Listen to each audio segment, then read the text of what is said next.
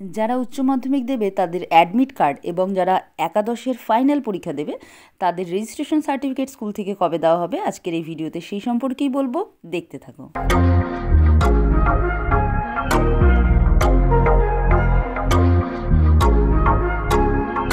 উচ্চ মাধ্যমিক পরীক্ষা শুরু হচ্ছে 16 তারিখ থেকে। তার আগে তোমরা পাবে অ্যাডমিট কার্ড।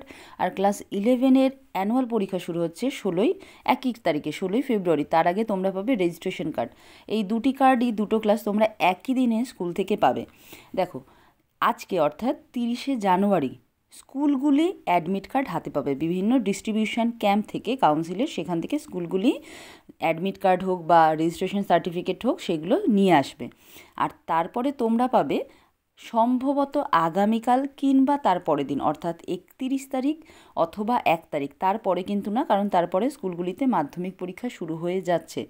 সেই ক্ষেত্রে আমি বলবো আগামীকাল তোমরা স্কুলে 11টা বা 12টা নাগাদ একবার খোঁজ নাও যে অ্যাডমিট কার্ড পাওয়া যাবে কি না। ক্লাস 11-এর তো এখন ক্লাস চলছে স্কুলে, তোমরা তো স্কুলে যাচ্ছই, সেক্ষেত্রে স্কুলে জিজ্ঞেস করতে কোনো অসুবিধেই নেই।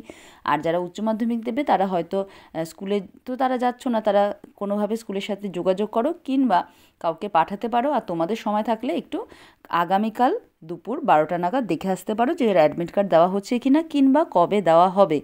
আর তার থেকেও বড় যদি কারোর একদমই সময় না থাকে তাহলে আমি বলবো 1 তারিখে যাও স্কুলে, 12টা নাগাদ অবশ্যই অ্যাডমিট কার্ড ওই দিন পেয়ে যাবে। তাহলে আজকে 30 তারিখ স্কুলগুলি অ্যাডমিট কার্ড পাচ্ছে এবং তোমরা আগামীকাল এবং তার পরের দিন অর্থাৎ 31 তারিখ এবং 1 তারিখ, সব স্কুল তো একসাথে দেয় না, কিন্তু এই দুটো দিনের মধ্যে বিশেষ করে 1 তারিখে কিন্তু অ্যাডমিট কার্ডটা দেওয়া হবেই। একই সাথে 11ও তোমাদের রেজিস্ট্রেশন সার্টিফিকেট পেয়ে যাবে।